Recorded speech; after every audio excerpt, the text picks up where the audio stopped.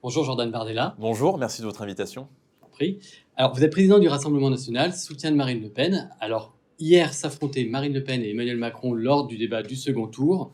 Tout simplement, qu'en avez-vous pensé avec un petit peu de recul désormais? D'abord, j'étais, je pense comme beaucoup de Français, assez surpris par l'attitude d'Emmanuel Macron. On a eu un Emmanuel Macron qui était avachi dans son fauteuil et qui, je trouve, n'a pas marqué des points en termes d'attitude, en termes de posture. Je pense que se tenir droit à un débat, c'est aussi respecter la candidate d'en face et par cette occasion, les gens qui s'apprêtent à voter pour elle, c'est-à-dire les 1 Français sur 2 qui s'apprêtent à voter pour Marine Le Pen.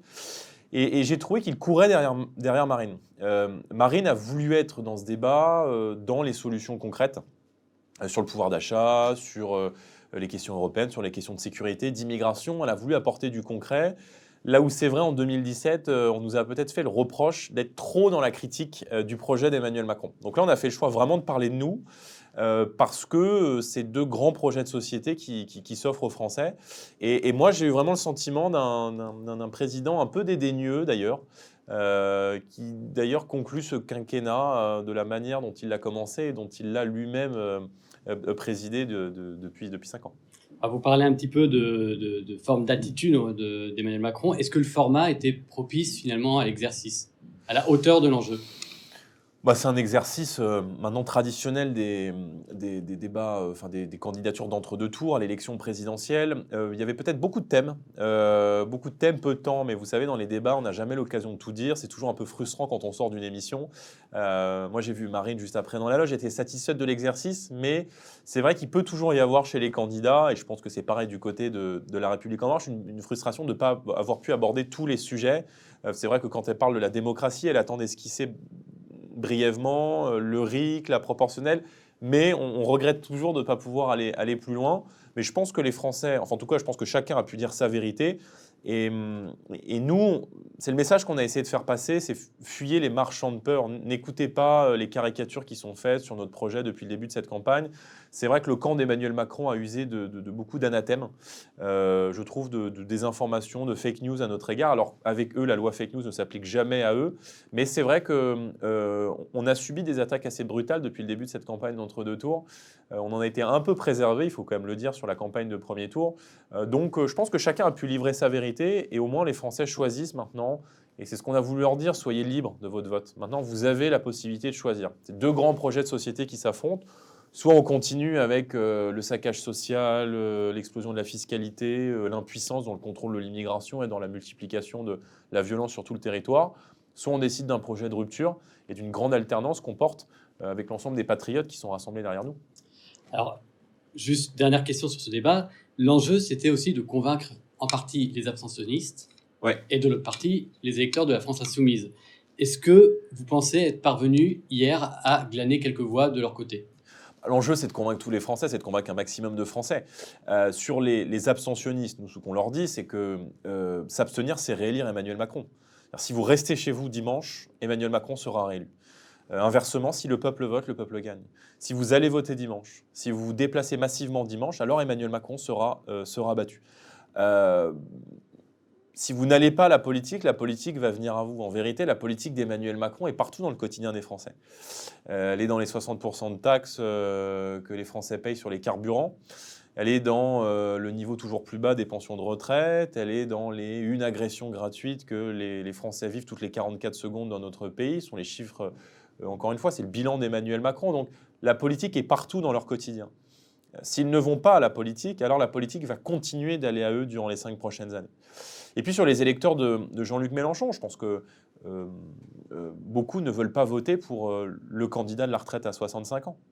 Beaucoup ne veulent pas voter pour le candidat qui a mis en œuvre les ordonnances de la loi travail, qui a mis en œuvre la réforme de l'indemnisation du chômage, qui a été extrêmement autoritaire, brutal et même violent à l'égard du mouvement des Gilets jaunes, qui avait promis la proportionnelle qu'il ne l'a pas fait, et puis qui a balayé d'un revers de la main la question du référendum d'initiative citoyenne, que nous on porte depuis très longtemps.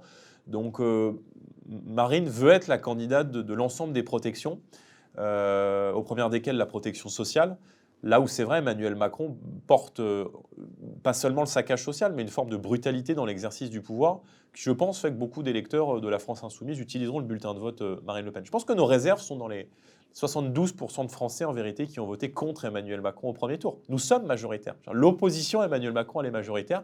Il faut maintenant qu'elle s'incarne concrètement dans les urnes dimanche. Alors, vous parlez de l'immigration, j'avais prévu d'en parler avant, mais justement, c'est un sujet intéressant concernant la France insoumise. Quand on regarde attentivement votre programme en termes d'immigration, il est radicalement, on pourrait dire presque point par point, opposé à celui de la France insoumise. Comment, justement, vous arrivez à franchir ce clivage? Parce que c'est quand même un clivage qui est très important. D'abord, au premier tour, on rassemble son camp. Au deuxième tour, on élimine le camp d'en face. Donc évidemment que parmi l'ensemble des électeurs qui ne se sont pas portés sur Marine Le Pen au premier tour, c'est parce qu'ils partagent, évidemment peut-être des points communs, mais des divergences aussi avec nous. Moi, ce que je veux dire aux gens qui peut-être ont une sensibilité plutôt de gauche, même si je pense que ce clivage est un peu dépassé aujourd'hui et qu'on ne se situe plus sur un clivage entre les localistes, ceux qui veulent défendre la nation et ses protections, et puis les partisans de la dérégulation de l'Union européenne fédérale. Je pense que le vrai clivage est là, mais je pense que l'immigration aujourd'hui est utilisée en réalité par les grandes boîtes et par le système pour peser à la baisse sur les salaires. Le meilleur moyen de défendre les travailleurs français, le meilleur moyen de défendre les ouvriers français, c'est de défendre la priorité nationale. C'est de faire en sorte qu'on n'ait pas des centaines de milliers de travailleurs détachés qui viennent d'Europe de l'Est en payant les charges dans le pays de départ, dans le pays d'origine, parce que cela entraîne une concurrence déloyale avec les travailleurs français. Lorsque vous avez dans un département une seule entreprise de BTP, par exemple, qui a recours au travail détaché, toutes les boîtes de la région sont obligées de s'aligner et d'utiliser des travailleurs détachés. Donc ce modèle-là, en vérité, ce modèle d'immigration complètement anarchique, évidemment, pèse à la baisse sur les salaires. Maintenant, on dit une chose très, très simple, il y a souvent des caricatures qui sont faites sur les mesures qu'on peut défendre. Il y a beaucoup de Français issus de l'immigration qui sont arrivés dans les années 60, dans les années 70, dans les années 80, et qu'on fait cet effort, ma famille en fait partie, exigeant, qui s'appelait l'assimilation républicaine. C'est-à-dire quand ils sont arrivés en France, c'était pas comme aujourd'hui, venez comme vous êtes, c'était devenez ce que nous sommes. Vous connaissez la phrase de Romain Gary, que j'aime beaucoup, qui disait « Je n'ai pas une seule goutte de sang français, mais la France coule dans mes veines ». Ces générations d'immigrés, quand ils sont arrivés, ils ont fait l'effort de s'assimiler, de s'intégrer, de participer de cette même communauté de destin qui s'appelle la France, en adoptant ses modes de vie, en respectant ses lois, en respectant les institutions, les enseignants, la police. Et ces gens-là ont un peu le sentiment que les générations qui arrivent aujourd'hui sont dispensées de cet effort. Nous, on ne demande rien d'autre aux gens qui viennent dans notre pays que de nous ressembler. Donc voilà, loin des caricatures, moi je veux leur dire que le projet qu'on porte est un projet d'unité nationale, d'apaisement, là où Emmanuel Macron a créé beaucoup de tensions, a jeté les Français les uns contre les autres. Et c'est vrai que le caractère hors de contrôle de l'immigration aujourd'hui, qui est aussi le bilan d'Emmanuel Macron, a participé aussi avec la multiplication du communautarisme, du même terreau du séparatisme et de l'islamisme, d'une forme de division dans la société française. Donc je pense que la France doit évidemment continuer d'accueillir au cas par cas des gens qui viennent dans notre pays parce qu'ils aiment notre pays, pour travailler, pour y réaliser un projet. Mais l'immigration dans sa forme anarchique aujourd'hui, je pense, déstabilise l'unité nationale et contribue à accroître le communautarisme. Je pense que des électeurs qui ont pu voter à gauche peuvent partager ce constat. Ils savent que dans un pays qui a 6 millions de chômeurs, 10 millions de pauvres, et un Français sur 4 qui est contraint de sauter des repas parce que l'alimentation est devenue trop chère, je pense que beaucoup peuvent comprendre qu'on souhaite aujourd'hui faire en sorte que la solidarité nationale bénéficie d'abord aux nôtres, c'est-à-dire aux citoyens français. Ouais. Citoyens français sans aucune autre distinction, je le précise, ça va sans dire, mais c'est mieux en le disant. Alors, je vous propose de rentrer un petit peu, vous venez un petit peu de le faire, mais on va le faire plus précisément dans certains points de votre programme. Oui. Vous avez l'une des mesures fortes que vous portez, on vous parlait de Jean-Luc Mélenchon tout à l'heure, il l'a porté également, c'était le RIC, référendum d'initiative citoyenne. Alors, sur ce point, il a été question d'un référendum sur la peine de mort par le biais du RIC à un moment. Le Rassemblement national semble être revenu sur ce sujet, en tout cas Marine Le Pen ces derniers jours. Alors on a désormais un petit peu du mal à y voir clair sur ce qui peut être ou pas du ressort du RIC. Alors est-ce que vous pouvez nous préciser un petit peu plus ce qu'il y a derrière ? Le RIC, on a longtemps appelé le référendum d'initiative populaire, on l'a dans notre projet, dans le projet de notre famille politique depuis très longtemps. Même quand ça s'appelait le Front National à l'époque, on avait le référendum d'initiative populaire. Ça a été, vous le savez, vous l'avez rappelé, vous l'avez longtemps défendu dans vos écrits, une des grandes revendications aussi du grand mouvement populaire qu'ont été les Gilets jaunes. Donc si Marine Le Pen est élue présidente de la République, notre volonté est de rendre le pouvoir au peuple français. L'un des moyens de réconcilier les Français avec les institutions, avec l'amour de la politique, c'est de leur redonner du pouvoir et c'est de les faire participer aussi à la vie de la cité. Ce référendum d'initiative citoyenne, nous le mettrons en place. Il permettra à 500 000 Français, 500 000 citoyens français qui se regroupent pour signer un texte, de porter un sujet de société au référendum et de le soumettre donc à l'approbation du peuple français. Sur la peine de mort, moi je ne suis pas favorable à la peine de mort. Je pense que la réforme que nous portons de la perpétuité réelle correspond aux attentes en réalité d'une majorité de Français. Et s'il y a beaucoup de Français qui sont aujourd'hui favorables à la peine de mort, je respecte cette opinion, mais c'est parce que la chaîne pénale s'est effondrée. En revanche, si on met en place les conditions aujourd'hui d'une véritable fermeté en matière pénale, donc c'est-à-dire qu'il faut rompre totalement avec la politique qui est conduite par M. Dupond-Moretti, qui est dans la continuité de ce que faisaient avant Nicole Belloubet et Christiane Taubira, alors à ce moment-là, on peut considérer que la perpétuité réelle se suffit à elle. Le référendum d'initiative citoyenne portera sur l'ensemble des sujets de société. Il y a juste 2 champs qui seront exclus. Ce sont les sujets qui pourraient modifier la Constitution. Donc la peine de mort en est exclue. La peine de mort, c'est de mémoire l'article 66, alinéa 1. Pour ce type de sujet qui vise à modifier la Constitution, il faudra passer par un référendum classique, mais ce n'est pas dans notre projet de faire un référendum sur la peine de mort. Et tout ce qui pourrait attenter à la sécurité de la nation, je vous prends un exemple, on ne peut pas faire un RIC, par exemple, pour supprimer la police ou pour supprimer l'armée. Voilà, ce sont les 2 seuls champs qui seraient exclus du RIC. En revanche, tous les autres, tous les sujets de société qui souhaitent être portés par référendum pourront être portés à l'avis du peuple français tout au long de notre quinquennat. Alors, vous parlez de 500 000 personnes. Finalement, 500 000, c'est beaucoup et c'est peu à la fois. On peut imaginer qu'il y ait beaucoup de référendums. Qu'est-ce que vous faites dans le cas où une majorité de Vaudois, enfin une bonne partie de Vaudois sont justement dénoncés par ces référendums?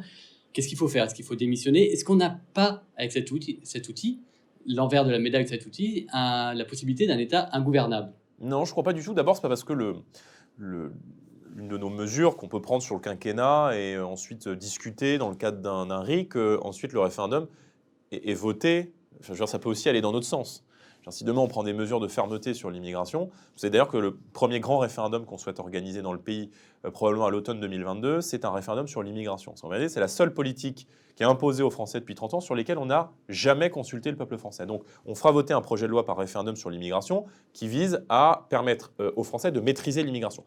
Ce que je veux juste dire, c'est que Marine Le Pen va être élue pour conduire la politique de la nation. Elle est élue sur un projet, donc il y a une forme de cohérence aussi dans le vote des Français qui, je crois, porteront très largement une majorité à l'Assemblée nationale qui sera une majorité soutenue par le Rassemblement national, une majorité présidentielle pour Marine.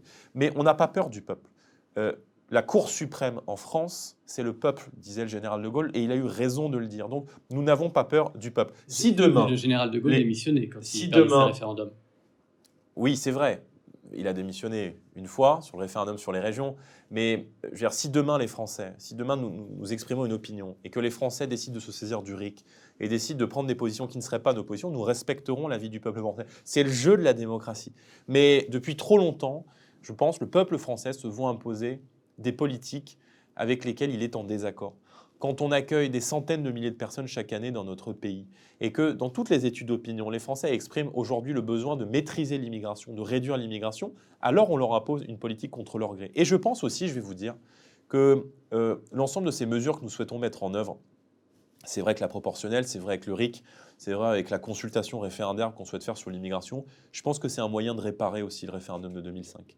Parce qu'en 2005, les Français disent non à la Constitution européenne. Et à l'époque, l'UMP, le Parti socialiste, main dans la main, vont faire adopter en 2007 le traité de Lisbonne, qui est peu ou prou le copier-coller de la Constitution. Donc je pense que cet oxygène démocratique qu'on va apporter à la société française, apporter au peuple français, c'est un moyen d'une part de les réconcilier avec les institutions et de les faire participer, de les associer à la vie de la cité et donc de lutter aussi contre l'abstention et contre la défiance d'une grande partie des Français à l'égard de la politique et surtout de réparer ce viol démocratique qui a été le référendum bafoué de 2005. Alors, vous proposez un référendum sur l'immigration, vous venez de l'évoquer.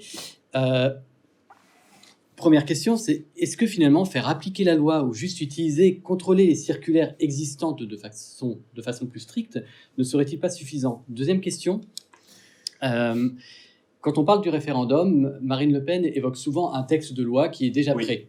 Pour autant, on ne sait pas réellement ce qu'il y a dedans. Donc, est-ce que vous pouvez nous dire exactement ce qu'il y aura dedans?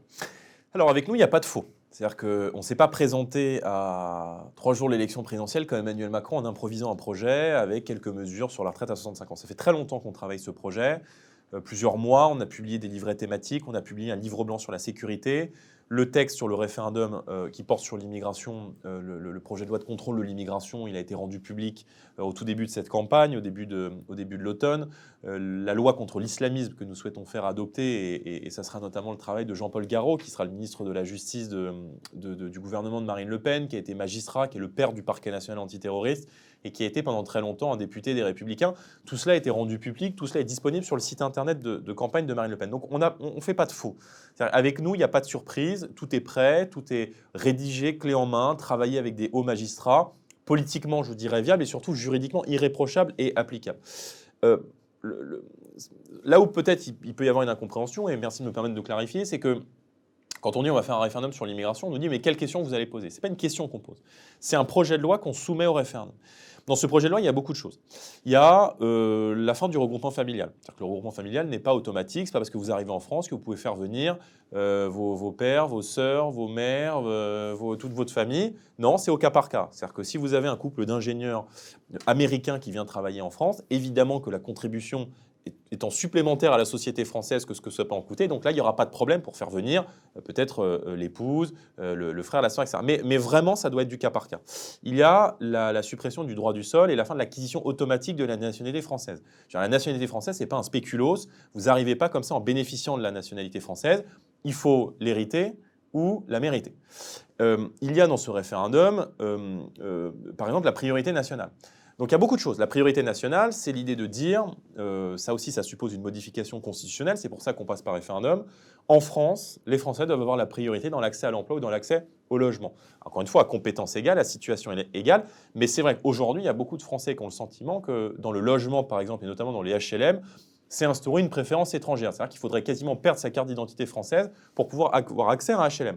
Nous, on dit que le HLM, c'est une aide sociale. Évidemment, on ne va pas sortir aujourd'hui des familles étrangères, on n'est pas des bourrins. Mais on dit juste que dans les nouvelles attributions, eh bien, il y aura une priorité qui sera donnée aux familles françaises parce que les familles françaises, elles cotisent, elles contribuent à la solidarité nationale et le HLM est une aide sociale. Donc, il y a beaucoup de choses qui visent… Vous pouvez avoir des étrangers… D'abord… Vous pouvez avoir des étrangers qui cotisent également. Vous pouvez avoir des étrangers qui cotisent également, mais ils pourront y accéder. Mais encore une fois, il y a un principe de priorité qui se mettra en place. Et la famille française qui, elle, est chez elle, qui n'a qu'une maison, eh bien, aura la priorité. Je veux dire, on souhaite par exemple réserver les aides sociales aux Français et aux familles françaises. Pour avoir les allocations familiales, il faudra avoir l'un des deux parents qui est de nationalité française. Encore une fois, il ne s'agit pas d'exclure, il s'agit simplement de donner une priorité à des gens qui sont dans leur pays et qui, eux, n'ont qu'une seule maison. On ne va pas couper du jour au lendemain des aides sociales aux étrangers, mais on laissera un délai par exemple d'1 an pour organiser les choses, pour ne pas prendre les gens au dépourvu. Notre volonté de remettre de l'ordre dans le pays, dans les finances publiques, regarde la situation migratoire, dans la situation sécuritaire, mais sans créer de tensions supplémentaires. Et c'est d'ailleurs peut-être le désaccord qui nous a opposés pendant très longtemps avec Éric Zemmour, c'est que le projet que nous portons est un projet qui vise à rassembler les Français, qui vise à rétablir l'autorité de l'État, mais qui vise surtout à le faire dans un esprit de concorde et d'unité nationale. Donc ça, on a toujours été extrêmement attentifs à ce point-là. Donc pour vous répondre, dans le référendum sur l'immigration, il y aura beaucoup de mesures, l'expulsion évidemment des clandestins, mais le problème aujourd'hui en France, c'est que tout le monde rentre, mais personne ne sort. Emmanuel Macron a battu tous les records d'immigration, 1 275 000 titres de séjour légaux accordés depuis 2017, 2/3 des demandes d'asile, des 514 000 demandes d'asile qui ont été faites depuis 2017 sur le territoire français sont rejetées, sont déboutées. Or, les personnes ne sont pas renvoyées dans leur pays. Donc, la France, ce n'est pas un guichet social, ce n'est pas un hall de gare, ce n'est pas un hôtel. Il y a des lois. Or, aujourd'hui, l'État est incapable de faire respecter ses propres lois. Mais- Et donc, moi, je n'ai pas confiance dans cet État-là pour me protéger et Justement, protéger ma famille. Pourquoi un référendum alors qu'il suffirait juste de faire appliquer la loi? C'est-à-dire? Vous venez de dire l'État n'applique pas la loi. Ouais. Pourquoi simplement ne pas avoir un État plus fort qui appliquerait la Alors, il y loi? a deux choses. Il y a l'application de la loi. C'est-à-dire que sur les expulsions des clandestins, il faut appliquer la loi. Aujourd'hui, on sait, par exemple, pour parler des expulsions de clandestins, que 90% des OQTF, des obligations de quitter le territoire français, ne sont pas appliquées. Et ne sont pas appliquées parce qu'il y a un manque évidemment de volonté politique, un manque de courage politique de la part des gens qui sont au pouvoir, et puis il y a surtout une faiblesse diplomatique, puisque une grande partie, vous le savez, des pays qui devraient récupérer ces des indésirables, c'est-à-dire des délinquants, des criminels étrangers par exemple, ne le souhaitent pas. Donc là encore, il faut faire une pression sur les transferts de fonds, sur l'aide au co-développement et sur le nombre de visas qui est accordé. On se souvient du déplacement de M. Darmanin en Algérie. Il n'avait absolument rien obtenu de la part de l'État algérien parce qu'on est dans un état de faiblesse aujourd'hui qui fait que la France n'est plus respectée sur la scène internationale. Donc nous ferons évidemment d'une part appliquer la loi, et vous avez raison de rappeler que, notamment en matière de sécurité, la loi n'est plus appliquée et la loi n'est plus respectée. Mais il faut aussi changer la loi. Genre en matière de délinquance, il faut mettre fin aux remises automatiques de peine, il faut rétablir les peines planchées, il faut créer une nouvelle place de prison, il faut rétablir la double peine.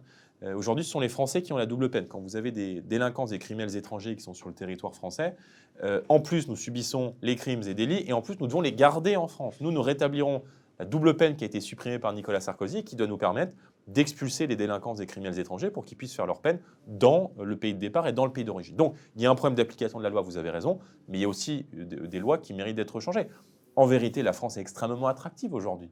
La France est l'un des pays les plus généreux au monde, mais je pense qu'en temps de crise, eh bien, on ne peut plus se permettre d'accueillir la misère du monde entier, comme dirait l'autre. Dernière question sur ce point, j'y reviens un peu, je vous ai un petit, un petit peu titillé sur le sujet tout à l'heure, mais je le refais.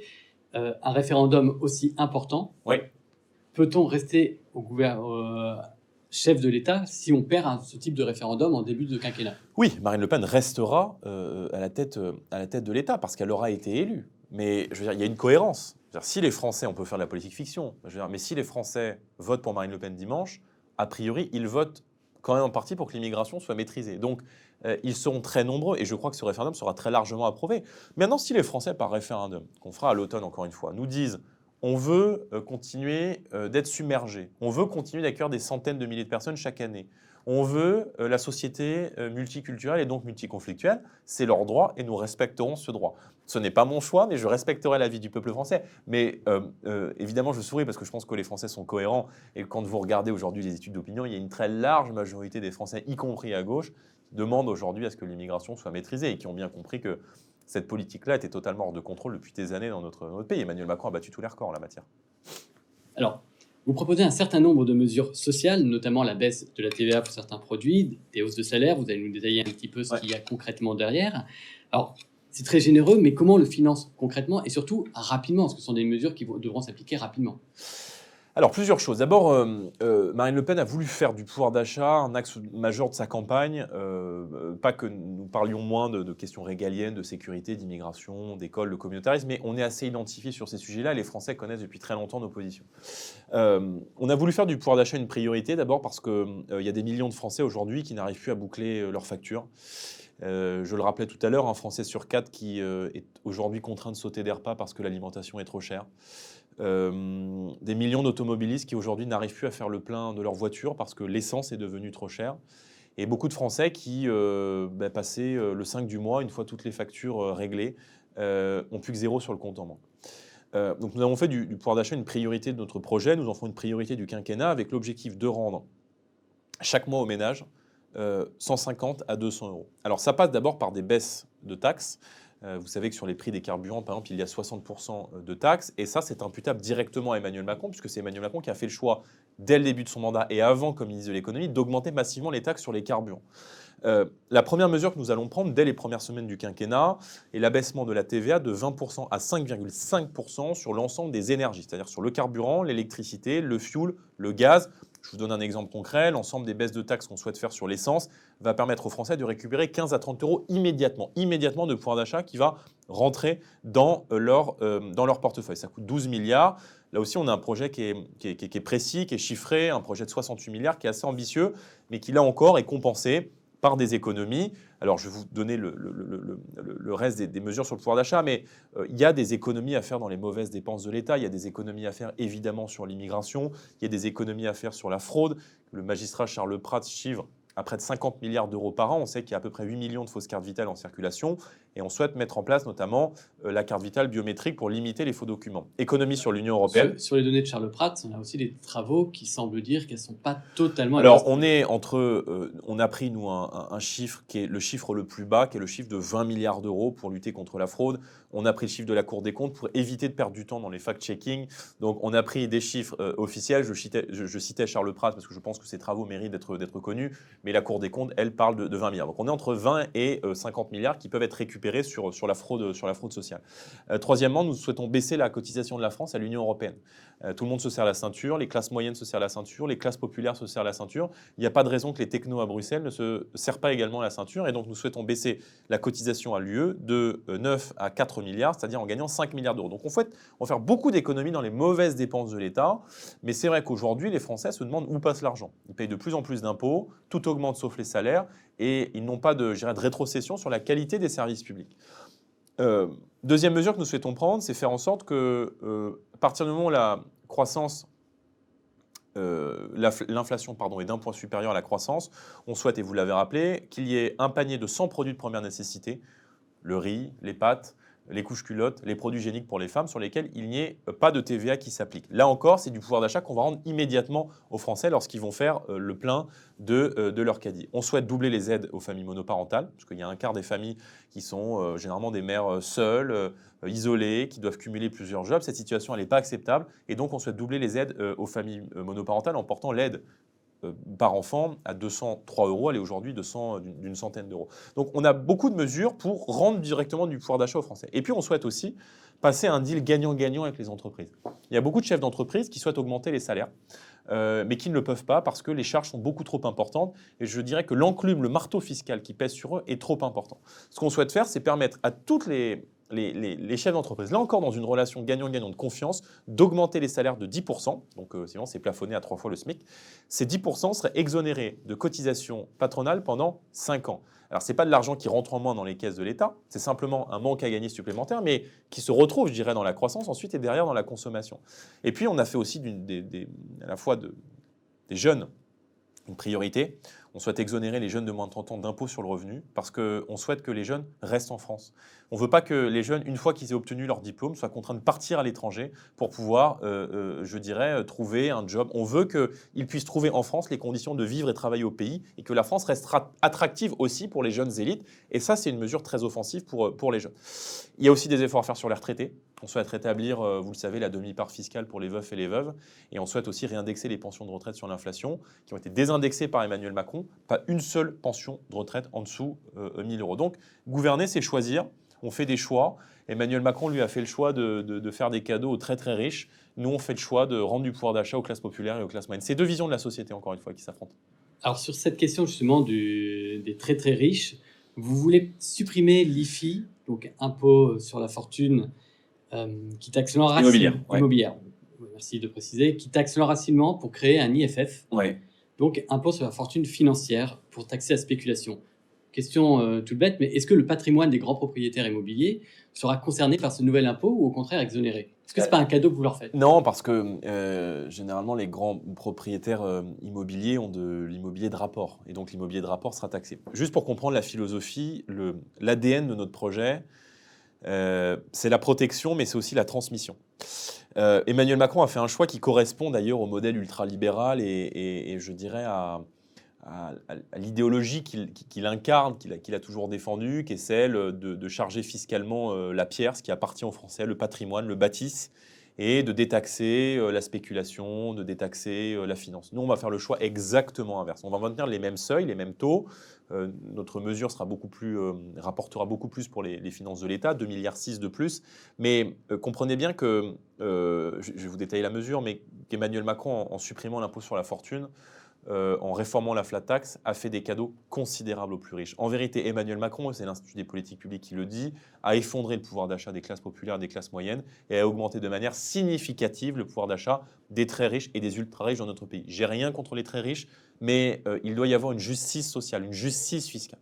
Donc le choix que nous faisons, c'est de transformer l'impôt sur la fortune immobilière en un impôt sur la fortune financière. C'est extrêmement simple. On garde les mêmes seuils, les mêmes taux, mais on ne taxe pas la résidence principale ou la résidence unique. C'est-à-dire qu'une famille française qui, évidemment, détient une résidence principale n'est pas taxée, mais surtout une résidence unique, c'est-à-dire une maison que cette famille a pu acheter en province pour ses beaux jours, eh bien, à ce moment-là, il n'y a pas de fiscalité qui s'applique là-dessus. En revanche, il y a un impôt sur la fortune financière, c'est-à-dire tout ce qui est spéculatif, les œuvres d'art détenues depuis plus de 10 ans, l'immobilier de rapport, tout cela est taxé dans les mêmes seuils que Les résidences secondaires également. Les résidences secondaires également. C'est la résidence unique qui est exonérée, ou la résidence principale, mais les résidences secondaires ou l'immobilier de rapport est également taxé. D'accord. Sur les entreprises, vous supprimez aussi des taxes sur les entreprises. Oui. Donc, cotisation foncière des entreprises, la CFE. contribution sociale de solidarité des sociétés, Ouais. je vais y arriver. Un impôt, juste pour préciser, pour accélérer les relocalisations. Alors, mais en contrepartie, vous ne proposez pas de taxes pour les grandes entreprises qui sont pourtant les grandes gagnantes de cette mondialisation libérale que vous combattez. On a eu une explosion des dividendes et des revenus des grandes entreprises du CAC 40 ces 2 dernières années, très notable. Il n'y a pas de contraintes posées sur ces entreprises-là. Pourquoi ? Alors si, il y a une contrainte. J'évoquais tout à l'heure, là encore, c'est une mesure de justice sociale, de justice fiscale, mais la suppression de la TVA sur un panier sans produits de première nécessité sera compensée par une taxation exceptionnelle sur les rachats d'actions, donc qui va concerner M. Tavares, par exemple, dont on a beaucoup parlé dans l'actualité. Donc tout cela est évidemment compensé. Les grands groupes devront payer évidemment des impôts. On souhaite également que la baisse de TVA soit compensée par une surtaxation sur les grands groupes pétroliers et les grands groupes gaziers. Donc il y a une justice fiscale, mais elle va un peu à l'inverse de ce qu'a fait Emmanuel Macron. C'est-à-dire qu'Emmanuel Macron a fait des cadeaux aux très riches et a rendu plus pauvres les classes populaires et les classes moyennes. Ben, nous, on va essayer de faire l'inverse et on va essayer de recréer une forme d'équilibre et d'équité aujourd'hui et tout simplement une forme de justice sociale. C'est la raison pour laquelle je vous disais en début d'entretien que je pense que beaucoup de Français qui sont attachés à la justice sociale, à la justice fiscale, à la protection sociale voteront très certainement pour Marine Le Pen dimanche. Alors, dernière question sur le volet, on va dire, social, justement, qui est une question extrêmement importante, c'est les retraites. Alors, les retraites, Oui. Il y a la fameuse retraite à 60 ans, pour ceux qui ont travaillé entre 17 et 20 ans, ouais, exactement. 17 et 20 exactement. ans. Mais en revanche, quid de ceux qui ont commencé à travailler à 23, 24 ans? Alors, je vous explique. D'abord, si vous me permettez le laïus, la retraite, c'est pas de la comptabilité. C'est-à-dire qu'il y a qu'Emmanuel Macron qui a une vision comptable des retraites. Je pense que la retraite, en tout cas dans l'âge de départ légal et dans le nombre d'annuités, c'est un choix de société. C'est une vision de l'homme. Ce que ne comprend pas Emmanuel Macron et les ultralibéraux qui l'entourent, c'est qu'il y a des millions de Français qui font tous ces métiers de force, qui travaillent sur la voirie, qui travaillent dans le bâtiment, qui font des métiers manuels, qui ne peuvent pas travailler jusqu'à 65 ans.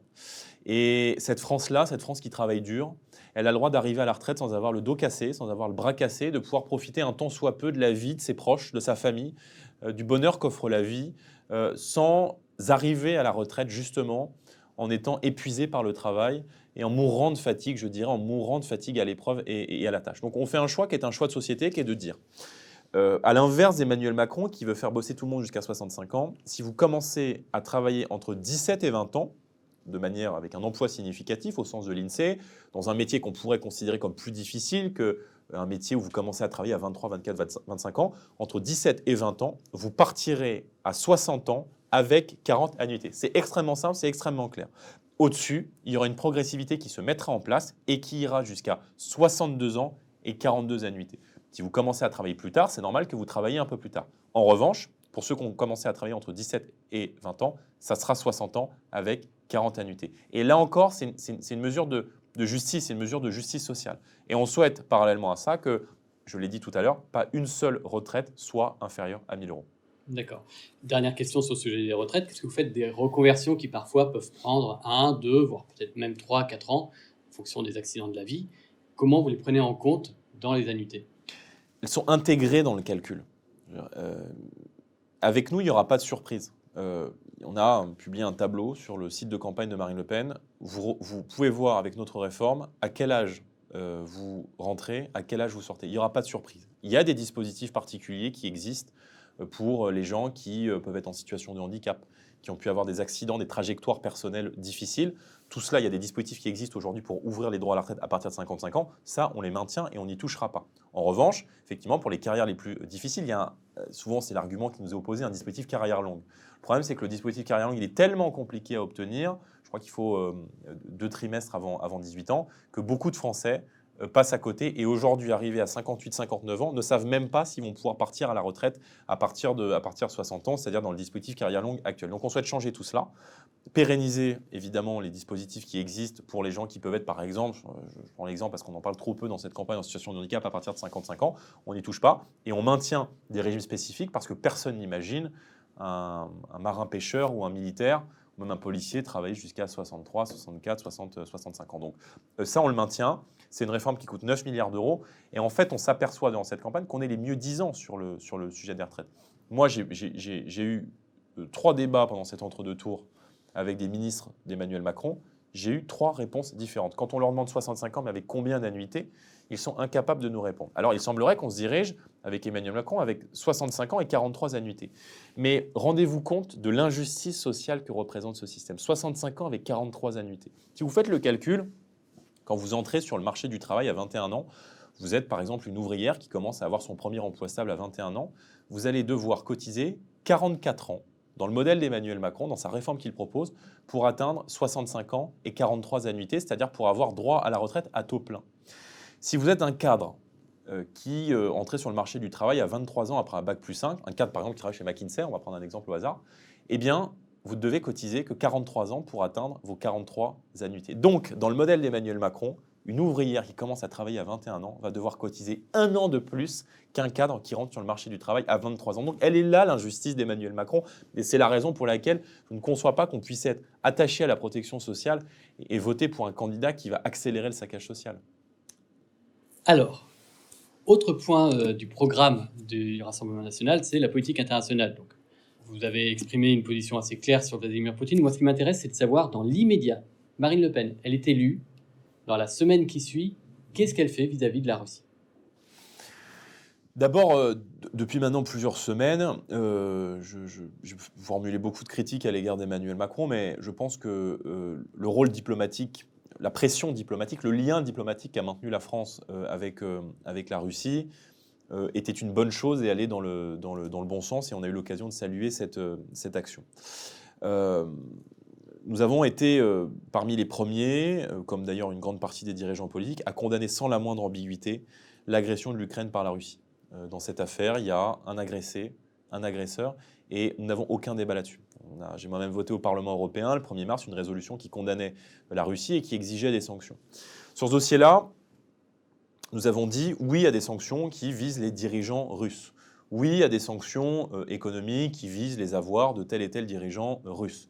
Mais nous avons dit attention à ce que des sanctions économiques, notamment sur les embargos qui peuvent être décidés à l'Europe sur le gaz, le pétrole ou les énergies au sens large, qui pourraient avoir des conséquences beaucoup plus dures pour les Français et pour le pouvoir d'achat des Français que pour le peuple russe, dont l'effet serait un peu lissé et un peu limité par son rapprochement notamment avec la Chine. Donc on a été très prudents là-dessus. Maintenant, ce que nous disons, c'est que la France et la Russie sont 2 puissances nucléaires. On parle de 2 puissances nucléaires. 2 puissances nucléaires ne peuvent pas se faire la guerre au risque d'enclencher une destruction mutuelle. Donc il faut être extrêmement prudent.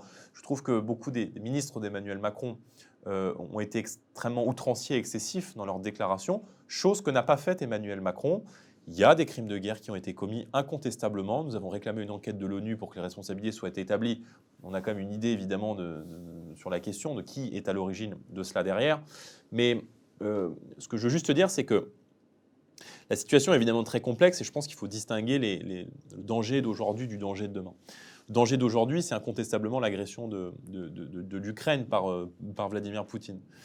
Mais attention à ce que des mesures qu'on pourrait prendre aujourd'hui sous le coup d'une forme d'unanimisme ou de décisions prises avec l'ensemble des partenaires puissent avoir dans 10 ou 20 ans des décisions qu'on pourrait regretter. Attention à ne pas pousser la Russie dans les bras de la Chine. parce que c'est précisément ce que nous sommes en train de faire. Et je rappelle que l'alliance entre la Chine et la Russie, c'est l'alliance entre le plus grand pays du monde et le pays le plus peuplé au monde. C'est l'alliance entre le premier exportateur de matières premières, la Russie, et l'usine du monde, la Chine. C'est l'alliance entre deux puissances militaires qui, combinées ensemble, deviendraient dans les 10 prochaines années la première puissance militaire mondiale devant les États-Unis. Donc, attention à ne pas créer une hyperpuissance, un monstre géopolitique et diplomatique qui pourrait avoir dans la prochaine décennie des conséquences catastrophiques pour l'Europe et pour les intérêts européens. Et je pense que la stratégie qu'a choisie la France depuis maintenant un mois, malgré les désaccords que je peux avoir avec Emmanuel Macron, me semble être la bonne. Alors, dans votre livret consacré à la défense, il y a une phrase qui dit, je la cite, « La sécurité européenne ne peut exister sans la Russie ». Cette phrase, comment vous la considérez? Parce que j'imagine que le livret sur la défense a été écrit avant. C'est-à-dire que nous, on n'est pas comme Emmanuel Macron. On ne débarque pas à 3 jours de l'élection présidentielle en improvisant un programme. C'est-à-dire que nous, notre programme, il est prêt depuis très longtemps et ce livret, il est prêt depuis 1 an. Et il a été travaillé il y a 1 an, il a été publié il y a environ 6-8 mois après l'été. Et du coup, quelle est la position du Rassemblement national par rapport justement à la sécurité européenne et la Russie? Non, mais la position, elle est celle-ci. Mais comprenez bien que personne, je veux dire, vous, moi, le président ukrainien, n'avait vu venir l'agression russe ou né dans la tête de Vladimir Poutine pour savoir jusqu'où peut aller Vladimir Poutine. Évidemment que on ne va pas couper les ponts du jour au lendemain avec la Russie et que le lien diplomatique va exister, continuera d'exister. Et ça a été rappelé par le président de la République parce que là encore, à partir du moment où deux puissances nucléaires se regardent face à face, il y a un danger pour la sécurité mondiale. Ce que nous disons, c'est que Vladimir Poutine 2022 n'est peut-être pas celui de début 2021. Ce n'est peut-être pas celui qu'il y a 5 ans qu'Emmanuel Macron a reçu en 2007. Il faut quand même le rappeler parce qu'il y a beaucoup de reproches qui nous sont faits sur une rencontre entre Marine Le Pen et Vladimir Poutine en 2007. Mais Marine Le Pen aspire à être présidente de la République française. Le premier chef d'État que reçoit Emmanuel Macron à Versailles, c'est Vladimir Poutine. C'est Vladimir Poutine qu'Emmanuel Macron invite durant son lieu de vacances, pendant son lieu de vacances, durant ses congés, à Brégançon, à l'été 2018, en parlant d'amitié mutuelle entre la France et la Russie. Donc, je veux dire, la relation entre la France et la Russie, c'est une relation de très longue date. Et je pense qu'il faut conserver une équidistance à la fois vis-à-vis de la Russie, mais aussi vis-à-vis de l'Ouest. Or, c'est vrai que depuis trop longtemps, la position de la France est déséquilibrée en la matière. Et c'est la raison pour laquelle nous souhaitons retrouver cette voie non alignée qui était la voie défendue par le général de Gaulle en quittant le commandement intégré de l'OTAN. Évidemment, compte tenu du contexte, ça ne va pas se faire demain matin, pas en quittant l'OTAN, mais en quittant le commandement militaire intégré de l'OTAN. Alors justement, donc vous voulez mettre fin au couple franco-allemand en matière industrielle et militaire, de ce que j'ai compris. Alors mettre fin de façon imagée, hein, j'entends bien. Vous voulez quitter le commandement intégré de l'OTAN pour récupérer votre indépendance géopolitique. Mais vous proposez, et c'est pareil dans votre livret de la défense, vous proposez un rapprochement avec le Royaume-Uni. Royaume-Uni qui s'est aligné avec la position américaine dans l'affaire des sous-marins nucléaires en Australie. Finalement, vous vous rapprochez un peu des Américains par ce biais. Non, parce que, je ne sais pas si quitter le commandement intégré de l'OTAN, c'est se rapprocher des Américains, ça ne me semble pas. Au contraire, je pense qu'il faut retrouver un équilibre aujourd'hui dans l'autonomie et l'indépendance française.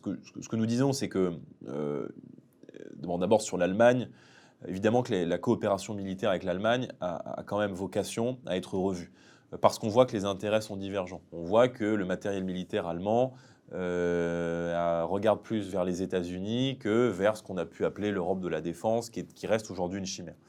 Pour vous répondre très concrètement, une grande puissance, c'est vrai que l'Allemagne, c'est vrai que la Russie, c'est vrai avec le Royaume-Uni, c'est vrai que les États-Unis, peut être en même temps un partenaire, un concurrent et un adversaire. Tout dépend du domaine dont on parle. Donc encore une fois, on dit que la géopolitique, c'est peut-être beaucoup plus complexe que cela, mais que pour que la France soit respectée, soit un État en paix à l'intérieur, respecté à l'extérieur, il faut qu'elle retrouve une voie libre et autonome. Et ce que nous déplorons, c'est que quand Emmanuel Macron est reçu par Vladimir Poutine au Kremlin, il n'est pas perçu comme le président de la République française, libre, grande, autonome, indépendante, souveraine. Il est perçu comme le représentant de Mme von der Leyen, la présidente de la Commission européenne, ou comme le représentant de M. Biden. Donc la France doit retrouver sa voix sur la scène internationale, et ça passe par aujourd'hui trouver une équidistance qui n'est plus depuis maintenant trop longtemps, et dont le dernier acte a été l'indépendance, enfin le non à la guerre en Irak de Dominique de Villepin et Jacques Chirac. Et depuis, il y a un déséquilibre total. Alors, dernière question sur le programme, et l'entretien touche bientôt à sa fin. Que répondez-vous aux journalistes, euh, juristes, qui disent que votre programme il n'est pas applicable sans ce qu'on appelle le Frexit, donc la sortie de la France de l'Union européenne? On a bien entendu et bien compris que Marine Le Pen ne souhaite pas quitter l'Union européenne. En revanche, il y a cette petite musique comme quoi votre programme ne serait pas applicable tel quel. Qu'est-ce Mais que vous répondez? cette musique est alimentée par des marchands de peur, c'est-à-dire par des gens qui sont des soutiens d'Emmanuel Macron et qui veulent essayer de faire peur, Est-ce que c'est-à-dire vous avez... à la Alors, déloyale. Ce qu'on nous reproche, pour être extrêmement concret, on nous dit, OK, vous dites vous ne voulez pas sortir de l'Union européenne, vous voulez la changer de l'intérieur, vous dites avoir des alliés, vous dites vouloir négocier pour obtenir la maîtrise des frontières, la primauté du droit national sur le droit européen, le patriotisme économique, c'est-à-dire la possibilité de donner un avantage très clair à nos boîtes dans la commande publique, ce qui est aujourd'hui interdit par la réglementation européenne, la fin du travail détaché, etc. On nous dit, vous voulez le faire en baissant la cotisation de la France à l'Union européenne. Mais en baissant la cotisation de la France à l'Union européenne, en fait, c'est un Frexit caché. Mais c'est faux. Il y a beaucoup de pays, dont récemment les Pays-Bas, qui a divisé par 3 sa cotisation à l'Union européenne, au pot commun. Ça ne l'empêche pas de rester au sein de l'Union européenne. Au cours de l'histoire de ces 30 dernières années, le Danemark, l'Angleterre, l'Allemagne même a baissé sa contribution à l'Union européenne. Ça ne l'empêche pas de participer de ce qu'Emmanuel Macron appelle le club.